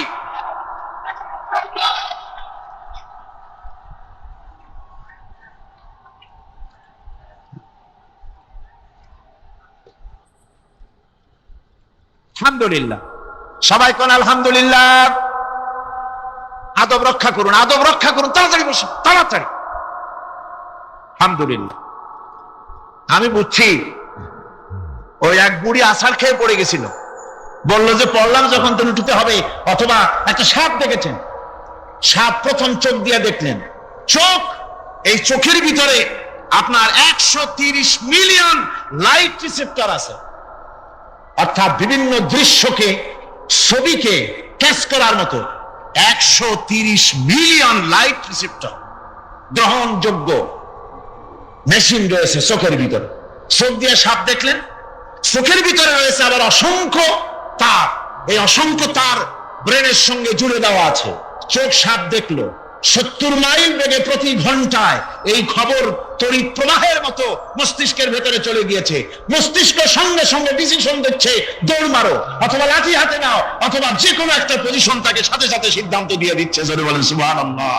এই অনুভূতি শক্তি যদি আল্লাহ পাক না দিতেন মানুষের শরীরে, পায়ের মধ্যে পাথর ঢুকলে, কাঁটা তো কাঁটা, পাথর ঢুকলেও টের পাইতাম না। আল্লাহ পাক এই ব্যবস্থা করে দিয়েছেন মস্তিষ্কের মধ্যে এতগুলি সেল, প্রত্যেকটা সেলের আলাদা আলাদা কাজ। সুখ, দুঃখ, ভালোবাসা, মোহাব্বত, আনন্দ, স্বাদ ইত্যাদি জিনিসের অনুভূতি মস্তিষ্কের ভেতর থেকেই হয়, এখানে সেগুলি রেখে দেওয়া হয়েছে। তারপরে রয়েছে এই মস্তিষ্কের ভেতরে মেমোরি, স্মৃতি, স্মৃতি শক্তি। দেখুন টেপ রেকর্ডারে ওয়াজগুলি রেকর্ড হচ্ছে, তাফসীর রেকর্ড হচ্ছে। কিছুদিন পর ওই রেকর্ডের উপরে আর একটা কথা যদি উঠান, তাহলে প্রথম কথা থাকবে, প্রথম গান বা ওয়াজ থাকবে, নষ্ট হয়ে যাবে। কিন্তু আল্লাহ রাব্বুল আলামিন আপনার আমার মাথার ভিতরে এমন এক ফিতা দিয়ে দিয়েছেন, এমন একটা মেমোরি ফিতা দিয়েছেন, যেই ফিতার ভিতরে হাজার হাজার, লক্ষ লক্ষ, কোটি কোটি সমস্ত কথাগুলি ধরবে, আপনি মুখস্থ করতে পারবেন। আগে যা মুখস্থ করেছেন, পরে মুখস্থ করলে পরে আগেরটা মুছে যাবে না। সুবহানাল্লাহ বিহামদিহি। কি সুন্দর করে মস্তিষ্কের ভেতরে এই মেমোরি শক্তিকে আল্লাহ পাক তৈরি করে দিয়েছেন। চিন্তা করলে মাথা নত হয়ে যাবে আল্লাহর দরবারে। আল্লাহ পাক বলছেন, এই জিনিস আমি তোমার মাথার মধ্যে রেখেছি। দেখুন মানুষ কত কথা বলে, কত বই পড়ে, মানুষের মাথায় যত কথা আছে সব কথা যদি লিপিবদ্ধ হয়, ভলিউম হয়ে যাবে, যা একটা লাইব্রেরিতে ধরা সম্ভব নয়। অর্থাৎ আপনার মাথাটা হচ্ছে একটা বিশ্বকোষ, আপনার মাথাটা হচ্ছে একটা বিরাট বিশ্বজোড়া লাইব্রেরি। জোরে কোন সুবহানাল্লাহ। আপনার মাথায় যা আছে তা আপনার কোনো বিল্ডিং এর মধ্যে ধরবে না, কোনো গ্রামে, কোনো দেশের মধ্যে তা ধরবে না, এত জিনিস আপনার মাথার মধ্যে আছে, ঠিক কিনা? আল্লাহ পাক একটা চোখ আমাদের দিলেন। আল্লাহ রাব্বুল আলামিন বলেন, আলাম নাজআল লাহু আইনাইনি ওয়া লিসানান ওয়া শাফাতাইন ওয়া হাদাইনাহুন নাজদাইন। আমি কি তোমাদেরকে দুটি চক্ষু আর জিহ্বা, আর আমি কি তোমাদের দুটি চক্ষু, দুটি ঠোঁট আর জিহ্বা কি আমি তোমাদের দেই নাই, যা দিয়া তোমরা দেখতে পাও, যা দিয়া তোমরা অনুভূতি, মাথার ভিতরে অনুভূতি জাগে। এই যে দুটো চোখ দিলাম, সুবহানাল্লাহ, সুবহানাল্লাহ বলেন। দুটি চোখ আছে বলে এই সুন্দর পৃথিবী দেখতে পাই। চোখ দুটি না থাকলে পৃথিবী অন্ধকার, মা দেখতে পাবো না, কোরআন দেখতে পাবো না, পৃথিবী দেখতে পাবো না, বাপ দেখতে পাবো না, সন্তান দেখতে পাবো না, দুনিয়াটা মিথ্যা হয়ে যাবে, ঠিক কিনা? ছোট্ট চোখ, 1 থেকে 1.5 ইঞ্চির ভিতরে এত সুন্দর দুটি ক্যামেরা, যে ক্যামেরা দিয়া দুনিয়ার সব কিছুকে ক্যাচ করা যায়, সব ক্যাচ করা যায়। বলুন তো, এমন একটা বাক্স আপনারা কেউ বানায় দিতে পারবে যে বাক্সের ভিতরে হাতি, ঘোড়া, বাঘ, ভল্লুক, ময়না, টিয়া, পাহাড়, পর্বত, নদ, নদী, কীট, পতঙ্গ, তরুলতা, গাছপালা, গোষ্ঠী সুদ্ধা ধরবে, আরো খানিকটা জায়গা বাকি থাকবে, এরকম একটা বাক্স কেউ বানায় দিতে পারবে? এমন একটা বাক্স পৃথিবীর কোন মিস্ত্রি বানাতে পারবে না। কিন্তু আল্লাহ রাব্বুল আলামিন আপনার আমার কপালের নিচে 1 থেকে 3 ইঞ্চির ভিতরে এমন 2টা ফিল্ম বক্স তৈরি করে দিয়েছেন, যা দিয়ে তাকাবেন আপনি, কোটি কোটি মানুষ দেখবেন, পাহাড় দেখবেন, সমুদ্র দেখবেন, সূর্য দেখবেন, চন্দ্র দেখবেন, এত কিছু দেখার পরেও চোখের ভিতরে আরো খানিকটা জায়গা ফাঁকা থেকে যায়। কি বিরাট নিয়ামত এই চোখ আল্লাহ পাক আমাদেরকে দান করেছে। এই চোখকে হেফাজতের জন্য আবার চোখের উপরে সানসেট তুলে দেওয়া আছে। সানসেট ভুরু, আল্লাহ ভুরু লাগায় দিয়েছেন, নিচে একটু হাড় জায়গায় দিয়েছেন, উপরে সানসেট, ভেতরে চোখ, যাতে করে বল এসে লাগলে পরে চোখটা গলে না যায়, আছাড় খেলে পরে চোখটা গলে না যায়, চোখটাকে সেফ সাইডে রেখে দিয়েছেন আল্লাহ পাক সুবহানাহু ওয়া তাআলা। আল্লাহ পাকের কাছে শুকরিয়া তো আদায় করলাম না, আদায় করি। আসুন পড়ি আমরা সবাই, আলহামদুলিল্লাহি রাব্বিল আলামিন। আল্লাহ পাক বলেন, আলাম নাজআল লাহু আইনাইনি ওয়া লিসানাও ওয়া শাফাতাইন। জিহ্বা দিলাম আমি তোমাকে, এই জিহ্বার ভিতরে 3000 আস্বাদন স্তর আছে। বিজ্ঞানীরা বলেছেন একটা জিহ্বার মধ্যে 3000 আস্বাদন স্তর আছে। প্রত্যেকটা স্তরের সাথে মস্তিষ্কের সাথে তার লাগানো আছে। জিহ্বায় সব জিনিসের টেস্ট নেবেন আর তার অনুভূতি, তার স্বাদটা ওখানে টের পাবে মস্তিষ্কের ভেতরে। এই জিহ্বা আল্লাহ পাক দান করে দিলেন মুখের মধ্যে, সুবহানাল্লাহি ওয়া বিহামদিহি। সব রকমের স্বাদ পান না একরকম, জিলাপির স্বাদ একরকম, রসগোল্লার স্বাদ আর এক রকম, ছানার স্বাদ আর এক রকম, বেলের স্বাদ একরকম, তালের স্বাদ আর এক রকম, মুরগির স্বাদ একরকম, খাসির স্বাদ আর এক রকম, লট্টা ফিশের স্বাদ একরকম, শুটকির স্বাদ আর এক রকম, কোরাল মাছের স্বাদ আর এক রকম, শাকের স্বাদ আর এক রকম। হাজার হাজার খাদ্য দ্রব্যের স্বাদ এক জিহ্বা দিয়ে আল্লাহ রাব্বুল আলামিন নেওয়ার তৌফিক দিলেন। খালাকাল ইনসান, কি সুন্দর করে মানুষ বানালাম। দেখিস না, শুকরিয়া আদায় করিস না, এগুলি দেখবি আর শুকরিয়া আদায় করবি কি সুন্দর করে। হযরত আবু বকর সিদ্দিক রাদিয়াল্লাহু তাআলা আনহু 40,000 লোকের একটা বিশাল বাহিনী, সাহাবায়ে কেরামদের এক বিশাল বাহিনী পাঠিয়ে দিলেন মুসাইলামা কাযযাবের বিরুদ্ধে লড়াই করার জন্য। এর সিপাহসালার ছিলেন হযরত খালিদ বিন ওয়ালিদ। এই জিহাদে যাওয়ার সময় ওয়াহশী রাদিয়াল্লাহু তাআলা আনহু, যিনি হযরত হামজা রাদিয়াল্লাহু তাআলা আনহুর কাতিল ছিলেন, হুজুর সাল্লাল্লাহু আলাইহি ওয়াসাল্লাম ফতহ মক্কার দিনে সকলকে ক্ষমা করে দিয়েছিলেন, কিন্তু 5 জন নারী আর 6 জন পুরুষ সম্পর্কে বলেছিলেন এদেরকে যেখানে পাও সেখানে হত্যা করো। এর মধ্যে ওয়াহশী একজন। ওয়াহশী বুঝতে পেরেছি মুহাম্মদ সাল্লাল্লাহু আলাইহি ওয়াসাল্লাম আল্লাহর রহমত, করুণার নবী, দয়ার নবী, তার কাছে যদি আমি যেতে পারি তাহলে তিনি আমার সম্পর্কে, যদি তার সামনে যেতে পারি তাহলে তার কঠোর মনোভাব আমার প্রতি নরম হয়ে যাবে। এই মনে করে সাহাবায়ে কেরামদের চোখ এড়ায়া তিনি হুজুরের সামনে গিয়ে হাজির হয়ে গেলেন। হুজুর তাকে দেখি বললেন, তোমার নাম না ওয়াহশী? তিনি বললেন, হ্যাঁ আমার নাম ওয়াহশী। হুজুর বললেন, তুমি আমার চাচাকে শহীদ করেছো? ওয়াহশী বললেন, জাহালাতের কারণে তা করেছি।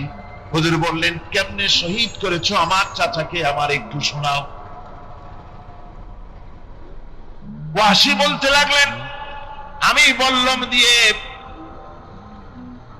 হযরতে হামজার শরীরকে এফোড় ওপড় করে দিয়েছি, তারপরে তার বুককে খঞ্জর দিয়ে ফেরে বুকের ভিতর থেকে কলিজাটা বের করে নিয়ে আমি হাতে দিয়ে দিয়েছি হেন্দাই কলিজা চিবিয়ে চিবিয়ে খেস।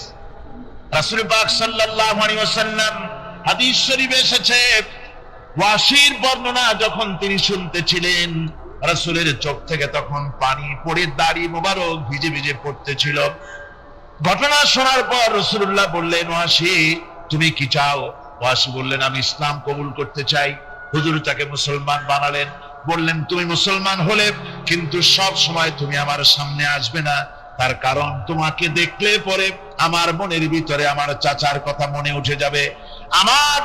আমি আমার আব্বাকে পাই নাই, আব্বার স্নেহ যত্ন আমার কিসমতে তেমন হয় নাই। আমার চাচা হামজা আমাকে পিতার মতো করে আমাকে স্নেহ করেছে, তোমাকে দেখলে পরে তার কথা মনে পড়বে, সুতরাং তুমি সবসময় আমার সামনে আসবে না। ওয়াহশী সেদিন শপথ নিয়েছিলেন, রব্বুল আলামিন আমি জাহালাতের কারণে যেই বল্লম দিয়ে ইসলামের একজন শ্রেষ্ঠ সন্তানকে আমি শহীদ করে ফেলেছিলাম, আমি বুঝতে পারি নাই, ওই বল্লমটা আমি হেফাজতে রেখে দিয়েছি, তুমি আমার এই দোয়া মঞ্জুর করো, আমি যেন এই বল্লম দিয়ে এই পৃথিবীর নিকৃষ্ট ইসলামের কোন দুশ্মনকে যেন আমি শেষ করে দিতে পারি। আল্লাহ পাক দোয়া তার মঞ্জুর করে নিলেন। মুসাইলামা কাযযাবের বিরুদ্ধে হযরত আবু বকর সিদ্দিক রাদিয়াল্লাহু তাআলা আনহু যে বাহিনী পাঠালেন, হযরত ওয়াসি সেই বাহিনীর মধ্যে ছিলেন। আর তিনি সেই বল্লমটা দিয়ে, যে বল্লম দিয়ে তিনি হযরত হামজাকে শহীদ করেছিলেন, সেই বল্লমটা দিয়েই ইসলামের নিকৃষ্ট শত্রু মুসাইলামা কাযযাবকে দুনিয়া থেকে তিনি বিদায় করে দিলেন। আমার ভাইরা, রাসূল পাক সাল্লাল্লাহু আলাইহি সাল্লামের ইন্তেকালের পর এ পর্যন্ত নবুয়তের যারা দাবি করেছে, এক হিসাবে জানা গেছে 28 জন দাবি করা হয়ে গেছে। রাসূল বলেছেন আমার পরে 30 জন মিথ্যেবাদী নবুয়তের দাবি করবে। কতজন করবে? হয়ে গেছে, বাকি আছে কত? আর ভাইয়ারা, রাসূল পাক সাল্লাল্লাহু আলাইহি সাল্লাম বলেছেন যে আমার পরে 30 জন লোক মিথ্যেবাদী তারা নবুয়তের দাবি করবে। কতজন? 30 জন মিথ্যেবাদী তারা নবুয়তের দাবি করবে। হুজুর বলেছেন আমার পরে নবী আসবে। কোরআনে কারীমের মধ্যে, কোরআনে কারীমের দলিলের পর, কোরআন এবং সুন্নাহর দলিলের পর সর্বশ্রেষ্ঠ গ্রহণযোগ্য দলিল হচ্ছে সাহাবায়ে কেরামদের ইজমা। এটা হলো 3 নম্বরের সবচেয়ে বড় দলিল। 1 নম্বরে মুসলমানদের দলিল হচ্ছে কোরআন, 1 নম্বরে দলিল কি? কোরআন, 2 নম্বরে কি? হাদিস, 3 নম্বরে সাহাবায়ে কেরামদের ইজমা। এটা হচ্ছে 3 নম্বরের দলিল। সমস্ত সাহাবায়ে কেরাম রিদওয়ানুল্লাহি তাআলা আলাইহিম আজমাইন তারা একমত যে রাসূল পাক সাল্লাল্লাহু আলাইহি ওয়াসাল্লামের পরে যদি কেউ নবুয়তের দাবি করে তাহলে সে কাফের, আর তাকে হত্যা করা ওয়াজিব, তার বিরুদ্ধে লড়াই করা ওয়াজিব, জিহাদ করা ওয়াজিব। সে দাবি করলো, সে মনে করলো যে নবুয়ত হচ্ছে একটা ব্যবসা, মুহাম্মদ সাল্লাল্লাহু আলাইহি ওয়াসাল্লামের কিছু ছিল না। নবুয়তের দাবি করলো, গনিমতের মাল আসলো, টাকা পয়সা আসলো, তারপর রাজত্ব হয়ে গেল। এরকম তো কম কথা না। তা আমিও যদি নবুয়তের দাবি করি তাহলে এরকমের একটা ব্যবসা আমিও করতে পারবো। এই চিন্তা ভাবনা করে নবুয়তের দাবি করে বসলো। নবুয়তের দাবি করে সে প্রচার করে বেড়াতে লাগলো আমি নবী। তারপর তার উম্মতেরা বলল যে আচ্ছা আপনি তো নবী বুঝলাম, তা মুহাম্মদ সাল্লাল্লাহু আলাইহি ওয়াসাল্লামের উপরে ওহী নাযিল হয়, আপনি তো কোনো নতুন ওহী আমাদের দিতে পারলেন না, কোন সূরাও এ পর্যন্ত আসলো না। মুসাইলামা কাযযাব বলল দেখো কেবল না নবী হলাম, একটু সময় দাও ওহী আসা। কিছুদিন পর বলল যে সূরা একটা এসে গেছে। বলে কি? সে সূরা কাউসারের একটা প্যারোডি তৈরি করলো। বলল আমার উপরে একটা নতুন সূরা আসছে, সূরাটি হচ্ছে ইন্না আতাইনাকাল আফাক ফাসাল্লি লিরাব্বিকা ওয়াজাক ইন্না শানিয়াকা হুয়াল আবলাক। এর অর্থ হচ্ছে আমি তোমাকে আকাক পক্ষী দান করেছি। আর আকাক পক্ষী বলা হয় হুতুম পেঁচাকে। ও যে কায়দার নবী, পাখিটাও পাইছে সেই কায়দারই। তারপরে ফাসাল্লি লিরাব্বিকা ওয়াজাক, সুতরাং তোমার প্রভুর উদ্দেশ্যে নামাজ পড়ো আর জোরে সোরে চিৎকার করো। মনে রেখো তোমার দুশ্মন হবে শ্বেত এবং কৃষ্ণ বর্ণের।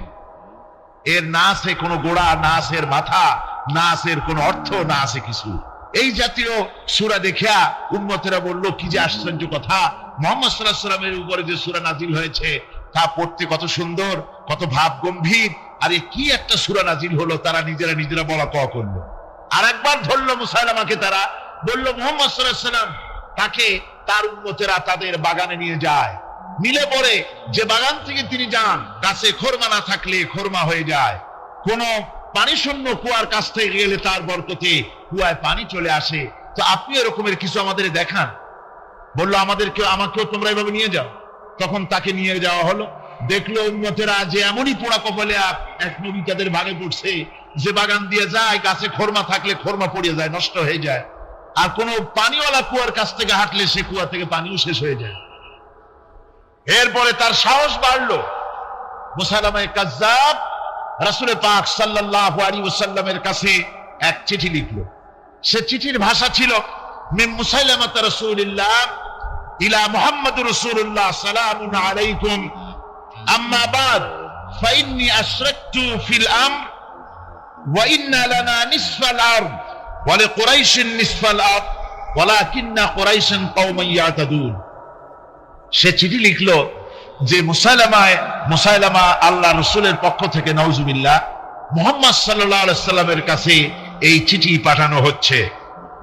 ফাইন্নী ক্বাদ আশরাকতু ফিল আমরি মাক, আমি হচ্ছি আপনার নবুয়তের একজন অংশীদার। এই হিসাবে পৃথিবীর অর্ধেক হচ্ছে আমার আর অর্ধেক হচ্ছে কুরাইশদের, কিন্তু কুরাইশরা বিষয়টা বুঝতে না পেরে আমার সাথে বাড়াবাড়ি করতেছে। হুজুর সাল্লাল্লাহু আলাইহি ওয়াসাল্লাম এই চিঠির জবাব দিলেন। হুজুর লিখলেন, বিসমিল্লাহির রহমানির রহিম মিন মুহাম্মাদুর রাসূলুল্লাহ সাল্লাল্লাহু আলাইহি ওয়াসাল্লাম ইলা মুসাইলামাতিল কাযযাব, আসসালামু আলা মান ইত্তাবাআল হুদা, আম্মা বাদ ফাইন্নাল আরদা লিল্লাহি ইউরিসুহা মিন ইবাদিহি ওয়াল আকিবাতু লিল মুত্তাকিন। রাসূল পাক সাল্লাল্লাহু আলাইহি ওয়াসাল্লাম লিখলেন, এই চিঠি যাচ্ছে মুহাম্মদ সাল্লাল্লাহু আলাইহি ওয়াসাল্লামের কাছ থেকে মুসাইলামায়ে কাযযাবের কাছে। শুনে রাখো, শান্তি বর্ষিত হোক তার প্রতি যিনি হেদায়েত প্রাপ্ত। এই পৃথিবীর উত্তরাধিকারী হচ্ছে কেবলমাত্র আল্লাহ পাকের সেই সব বান্দারা যারা নাকি আল্লাহর গোলাম, আল্লাহর একান্ত আল্লাহর আইন এবং কানুনকে মেনে যারা চলে, আর পরকাল হচ্ছে সেই সমস্ত লোকেদের জন্যই। মুসাইলামায়ে কাযযাবের মুয়াজ্জিন যারা, তারাও জানতো, তারাও জানতো যে লোকটা মিথ্যেবাদী। তো কিছু মাল পানি পাওয়া যায়, টাকা পয়সা পাওয়া যায়, সাথে থাকলে কিছু খাওয়াটাও যায়, এই জন্য তার সাথে থাকতো। রাসূলুল্লাহর মুয়াজ্জিন আযান দিতেন, আশহাদু আন্না মুহাম্মাদার রাসূলুল্লাহ, আমি সাক্ষ্য দিচ্ছি মুহাম্মদ সাল্লাল্লাহু আলাইহি ওয়াসাল্লাম আল্লাহর রাসূল। আর মুসাইলামার মুয়াজ্জিন যে ছিল, সে আযান দিত, আশহাদু আন্না মুসাইলামাতা ইয়াজামু আন্নাহু রাসূলুল্লাহ। ও বলতো, আযান দিত এই কথা বলে যে আমি সাক্ষ্য দিচ্ছি মুসাইলামা মনে করে যে সে আল্লাহর রাসূল। আমার ভাইরা, এরপরে মুসাইলামায়ে কাযযাবের বিরুদ্ধে, এই জন্য রাসূলের পরে যদি কেউ নবুয়তের দাবি করে, তাহলে তার কাছে নবুয়তের দাবির কোনো প্রমাণও চাওয়া যাইবে না। বিনা প্রমাণে রাসূলের পরে নবুয়তের দাবি যেই করবে সে কি হবে? জোরে বলেন, কি হবে? কাফের হয়ে যাবে। দুনিয়ার সমস্ত উলামা, সমস্ত মুহাদ্দিস, সমস্ত মুফাসসির, দুনিয়ার সমস্ত মুফতি সব একমত, কোনো দ্বিমত নাই, গোলাম মুহাম্মদ কাদিয়ানী কাফের। তার অনুসারীরাও, তার জামানায় মাওলানা আতাউল্লাহ শাহ বুখারী রাহমাতুল্লাহ আলাইহি, তার সঙ্গে একটা বহস হলো। যেহেতু গোলাম মুহাম্মদ বলেছিল যে আমার এই 40 দিনের মধ্যে কেউ প্রতিবাদ করুক যেগুলি আমার ওহী নয়। হযরতে মাওলানা আতাউল্লাহ শাহ বুখারী রাহমাতুল্লাহ আলাইহি সেই যুগের একজন শ্রেষ্ঠ আলিম, তিনি বললেন, আমি তোমার কাছে কোনো প্রমাণ চাই না তুমি নবী কিনা, আমি জানি তুমি মিথ্যেবাদী, তবে তোমাকে বলতে হবে তুমি এই শক্তি কোথায় পেলে। গোলাম মুহাম্মদ বলল, কোরআন শরীফেই আছে আমার এই শক্তির উৎস। কোথায়? বলল যে এই যে আয়াতটা আমি আপনাদের সামনে তেলাওয়াত করেছি, ঈসা আলাইহিস সালামের ওই কথাই গোলাম মুহাম্মদ বলল যে হযরত ঈসা আমার সম্পর্কে বলেছেন, ইয়াতি মিন বাদ ইসমুহু আহমদ, আমার পরে একজন নবী আসবেন, রাসূল আসবেন, তার নাম হবে আহমদ, আমি সেই আহমদ। মাওলানা আতাউল্লাহ বুখারী বলছেন, তোমার নাম তো আহমদ না, তোমার নাম হচ্ছে গোলাম আহমদ। তার অর্থ হলো হযরত ঈসা আলাইহিস সালাম যে আহমদের কথা বলেছেন, তুমি সেই আহমদের গোলাম। গোলাম আহমদ বললেন, দেখুন আমার নামের প্রথম শব্দ গোলাম, এটা হচ্ছে আমার লকব, আমি আমার নামের লকবটা ছেড়ে দিলাম, বাদ দিয়ে দিলাম, আর ব্যবহার করব না। তাহলে তো আমি আহমদ থাকি, আপনি তো আর আপত্তি করতে পারেন না। মাওলানা বুখারী বললেন, নামের প্রথম শব্দ বাদ দেওয়া যদি জায়েজ হয়, তাহলে তোমার ফতোয়া দিয়ে আমার নামের প্রথম শব্দ বাদ দিয়ে দিলাম। আমার নাম আতা আল্লাহ, নামের প্রথম শব্দ আতা বাদ দিয়ে দিলাম। তো আতা যদি বাদ দেই তাহলে আল্লাহ হই, আর আল্লাহ হয়ে বলছি তোমার মতো গাধাকে নবুয়ত আমি দেই নাই। এরপর এই পৃথিবীর নিকৃষ্ট পাপী, এই কাফেরের মৌত হলো কোথায়? জোরে বলেন, এই কাফেরের মৌত হলো কোথায়? পায়খানার ভেতরে মৌত হয়েছে আমার বন্ধুগণ। সুতরাং বাংলাদেশে যত কাদিয়ানি আছে সমস্ত কাদিয়ানিরা কাফের। সমস্ত কাদিয়ানিরা কি? আরো জোরে বলুন, তারা কি? কাদিয়ানিরা মুসলমানদের গোরস্থানে, তাদের মানুষ মারা গেলে মুসলমানদের গোরস্থানে তা দাফন করে না। মুসলমানদের জানাজায় তারা কোনোদিন আসে না। মুসলমানদের কোন মসজিদে তারা নামাজ পড়তে যায় না। তারা আলাদাভাবে মসজিদ তৈরি করে মসজিদের নামে। গোলাম মোহাম্মদ কাদিয়ানির অনুসারীরা যে মসজিদ করে ওগুলি মসজিদ নয়, এগুলি মসজিদে জেরার। এগুলি কি? মসজিদে জেরার। এগুলি কখনই মসজিদের সম্মান পেতে পারে না। তারা কোরআনে কারীমের ব্যাখ্যা নিজেরা করেছে, নিজেরা তৈরি করেছে, যার সাথে আহলে সুন্নাতুল জামাতের হাদিসের কোনো মিল নাই, নিজেরাই করেছে। সুতরাং এই কাদিয়ানীদেরকে সৌদি আরবিয়া সহ মধ্যপ্রাচ্যের 18টি দেশ এবং পাকিস্তান সরকারও নন মুসলিম মাইনরিটি হিসাবে ঘোষণা করেছে। বাংলাদেশ সরকারের কাছে কাদিয়ানীদেরকে অমুসলিম ঘোষণার জন্য দাবি জানানো হচ্ছে দীর্ঘদিন থেকে, কিন্তু যে সরকারি আসে কর্ণপাত করে না। কাদিয়ানীদের সাথে তাল মিলিয়ে চলতে চেষ্টা করে।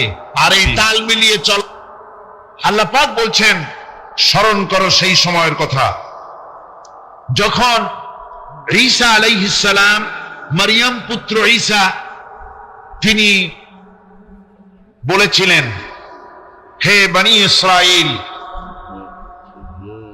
ইন্নী রাসূলুল্লাহি ইলাইকুম মুসাদ্দিকান লিমা বাইনা ইয়াদাইয়া মিনাত তাওরাহ, আমি আল্লাহর পক্ষ থেকে তোমাদের জন্য রাসূল হয়ে প্রেরিত হয়েছি এবং আমার পূর্বে নাজিলকৃত তাওরাতের সত্যতা বিধানকারী হিসেবে আমি নাজিল হয়েছি। ওয়া মুবাশশিরাম বিরাসূলিন ইয়াতি মিন বাদি ইসমুহু আহমদ, আর আমি সুসংবাদদাতা সেই রাসূলের যিনি আমার পরে আসবেন, যার নাম হবে আহমদ। ফালাম্মা জাআহুম বিল বাইয়িনাতি ক্বালু হাযা সিহরুম মুবিন, আর প্রকৃতপক্ষে যখন তিনি স্পষ্ট দলিল নিয়ে, প্রমাণাদি নিয়ে যখন তাদের সামনে এলো, তারা বলল, এটা তো সুস্পষ্ট প্রতারণা বা সুস্পষ্ট এক প্রতারক। এ হচ্ছে আয়াতে কারিমার শাব্দিক তর্জমা। অর্থাৎ ঈসা আলাইহিস সালাম একথা বলতে চাইলেন। আল্লাহ পাক বলছেন, মারিয়াম পুত্র ঈসা বলেছেন যে আমি কোন নতুন রাসূল নই। ইন্নী রাসূলুল্লাহি ইলাইকুম, আমি তোমাদের কাছে রাসূল হিসেবে প্রেরিত হয়েছি। এ কথার দ্বারা তিনি বুঝাতে চান যে আমি কোন নতুন অথবা কোন অভিনব নবী নহি। এই নবুয়তের সিলসিলা আগের থেকে চালু হয়েছে, তার এক ধারাক্রম, তার এই ক্রমধারায় আমিও একজন নবী হিসেবে পৃথিবীতে এসেছি। আর আমি তাওরাতের প্রত্যাখ্যানকারী নই, আমি তাওরাতের সত্যতা ঘোষণাকারী হিসেবে এই পৃথিবীতে এসেছি। পয়গম্বরদের নিয়ম হচ্ছে চিরকাল তারা আগের পয়গম্বরের দাওয়াতের স্বীকৃতি দিয়েছেন, দাওয়াতকে তারা অস্বীকার করেন নাই। আগের পয়গম্বরের দাওয়াতকে তারা স্বীকৃতি দিয়েছেন, বলেছেন। আর দ্বিতীয় অর্থ হচ্ছে যে আমার সম্পর্কে যে আগামনী বাণী শোনানো হয়েছে, সেই তারই বাস্তব রূপ নিয়ে আমি পৃথিবীতে এসেছি। আমার সাথে বিরোধিতা করার কোনো যুক্তি নাই। কিন্তু বনি ইসরাইলেরা হযরত ঈসা আলাইহিস সালামের দাওয়াত গ্রহণ না করে তার উল্টোটাই করলো। তারা কি করলো? তারা হযরত ঈসা আলাইহিস সালামকে আল্লাহর পুত্র বানিয়ে ছাড়লো। হযরত ঈসা বললেন, আমি হচ্ছে আল্লাহর রাসূল, আর তারা বানালো আল্লাহর ছেলে। নাউযুবিল্লাহি মিন যালিক। কোরআনে কারীমে রব্বুল আলামিন বলেন, নাসারারা বলছে, ওয়াকালাতিন নাসারাল মাসীহ ইবনুল্লাহ, মসীহ হচ্ছে আল্লাহর পুত্র। সবাই বলুন নাউযুবিল্লাহ। ওরা একদিকে ঈসা আলাইহিস সালামকে আল্লাহর পুত্র বানালো, আবার অন্যদিকে তারা মসিহকে শুধু আল্লাহর পুত্র নয়, তারা আবার তাদের একটি দল হযরত ঈসা আলাইহিস সালামকে সরাসরি তাকে আল্লাহই বানিয়ে ফেললো। কোরআনে কারীমে রব্বুল আলামিন বলছেন, লাকাদ কাফারাল্লাযীনা ক্বালু ইন্নাল্লাহা হুয়াল মাসীহু ইবনু মারইয়াম وقال المسيح يا بني إسرائيل اعبدوا الله ربي وربكم। হযরত ঈসা আলাইহিস সালাম তিনি ঘোষণা করেছেন, মরিয়ম পুত্র হযরত ঈসা বলেছেন যে আল্লাহ পাক বলছেন যে কাফেররা এই তারাই কুফরি করেছে যারা ঈসা আলাইহিস সালামকে বলেছে আল্লাহ, অথচ ঈসা আলাইহিস সালাম বলেছেন উবুদুল্লাহ রাব্বি ওয়া রাব্বিকুম। হযরত ঈসা বলেছেন যে সেই আল্লাহর গোলামি করো, সেই আল্লাহর দাসত্ব করো যিনি তোমাদেরও রব এবং আমাদেরও রব, যিনি আমারও আল্লাহ এবং তোমাদেরও আল্লাহ, সেই আল্লাহ পাকের গোলামি জীবনের সকল ক্ষেত্রে করো। এ কথা বলে দিয়েছেন হযরত ঈসা আলাইহিস সালাম। এরপরে হযরত ঈসা এরপরে ঘোষণা করেছেন ওয়া মুবাশশিরাম বিরাসূলিন ইয়াতি মিন বাদ ইসমুহু আহমদ, এবং আমি সুসংবাদ দাতা সেই রাসূলের যিনি আমার পরে আসবেন, আর তার নাম হবে আহমদ। এই আয়াতটি কোরআনে কারীমের এটি একটি গুরুত্বপূর্ণ আয়াত, এবং এই আয়াত দিয়ে ইসলাম বিরোধীরা নানান ধরনের সন্দেহের সৃষ্টি করেছে এবং বিতর্কের সৃষ্টি করেছে পৃথিবীতে। এই আয়াতে কারিমে, কোরআনে কারিমের এই আয়াতে রাসূল পাক সাল্লাল্লাহু আলাইহি ওয়াসাল্লামকে আহমদ বলা হয় থাকবে। আবার একটা নারী চিরকাল একটা স্বামী নিয়ে পড়ে থাকবে, নতুন কোন বৈচিত্র্যের স্বাদ তাদের কপালে জুটবে না। এটা কেমন কথা? এটা হতে পারে না। সে বলে যে নারী পুরুষের অবাধ মেলামেশা থাকাই উচিত, এটাই প্রগতি। এই হলো আহমক শরীর। সে বোকা এই কারণে দুনিয়ার সব চিনেছে অথচ মালিককে চেনে নাই। কিন্তু আমাদের দেশের গরুতেও মালিক চেনে। গরুতে মালিক চেনে কিনা কন? আপনারা যায় দেখেন, রাত্রিবেলায় ডাকাডাকি করলে আপনার গরু যদি বিলে থাকে তাহলে গরু ছুটে আপনার কাছে আসবে, আসবে কিনা কন? গরু তো কিছু তো তার ভদ্রতা সম্মান আছে। আমাদের গৃহপালিত পশু কুত্তা, কুকুরেও মালিক চেনে, চেনে কিনা কন? যদি বিশ্বাস না হয়, আপনার বাড়িতে যদি কুকুর থাকে, আপনার বাড়িতে রাত 12টার সময় যদি অন্য কোনো লোক ঢোকে, তাহলে কি কন? কুকুরে খুব আদর করবে না? কুকুর তারে তাড়াইয়া কর্ণফুলি পার করে দিয়ে আসবে। আর যদি আপনি যান গভীর রাত্রে, গলায় কাশি দেবেন, কথাও বলবেন না, কাশিটা শুনে কুত্তা এসে আপনার পায়ে তার লেজুর দিয়ে নেজ দিয়ে নাড়ানাড়ি করবে, মুখটা পায়ের উপরে লাগাবে। ঠিক কিনা কন? গরুতে মালিক চিনল, কুত্তায় মালিক চিনল। এই আহমদ এমনই নিকৃষ্ট কুত্তা।